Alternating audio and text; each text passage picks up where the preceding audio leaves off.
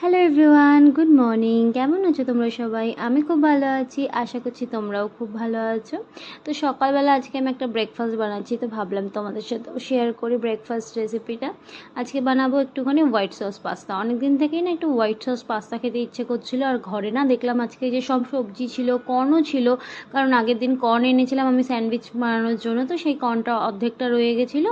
তাই ভাবলাম চলো আজকে হোয়াইট সস পাস্তাটা বানিয়েই নেওয়া যাক।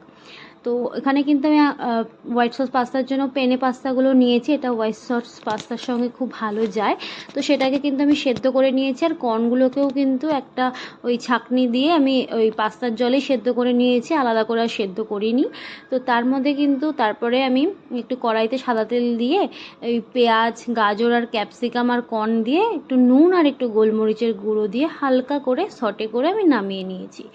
তারপরে কিন্তু ওই কড়াইটার মধ্যেই আমি একটু বাটার দিয়ে দিয়েছি, আর দিলাম 2 চামচ মতন ময়দা। হোয়াইট সস গ্রেভিটা বানানোর জন্য কিন্তু এই যেইটুকুনি বাটার দেওয়া হয় তার সমপরিমাণ ময়দা দিলেই কিন্তু গ্রেভিটা খুব ভালো হয়, না হলে কিন্তু না একদম বাজে হয়ে যায় খেতে যদি কম বেশি হয়।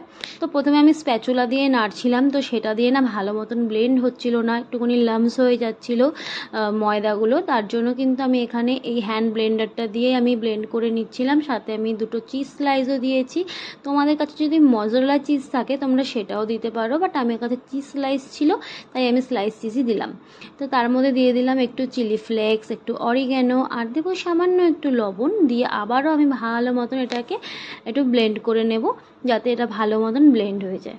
তো এখানে হোয়াইট সস কিন্তু আমার একদম রেডি হয়ে গেছে, দেখতেই পাচ্ছ সুন্দর গাঢ় হয়ে গেছে। তার মধ্যে কিন্তু আমি দিয়ে দিলাম যেই সটে করে রাখা সবজিগুলো ছিল সেইগুলো। দেখতে না কথা আমার ভালো লাগছে না, একটু কালারফুল বেশি লাগছে। তো যাই হোক, চলো এখানে কিন্তু হয়ে গেল। তার মধ্যে এখন যেই সেদ্ধ করে রাখা পাস্তাগুলো আমি মানে করে রেখেছিলাম, তো সেইগুলোও কিন্তু আমি এখন দিয়ে দিচ্ছি এর মধ্যে। তারপরে আর বেশি কিছু না, খুব ইজি একটা রেসিপি। দেখলেই এবার নেড়ে চেড়ে নিলেই কিন্তু আমার হোয়াইট সস পাস্তা একেবারেই রেডি হয়ে যাবে। এটা কিন্তু বেশ খেতে টেস্টিও লাগে আর হেলদিও, কারণ এতে কিন্তু বেশি তেল মশলা কিছুই নেই যেহেতু, তার জন্য এটা হেলদিই বলা যায়, তাই না? তো চলো, আমার হোয়াইট সস পাস্তা কিন্তু রেডি হয়ে গেছে, এবার নামিয়ে ঝটফট সার্ভ করে নিই।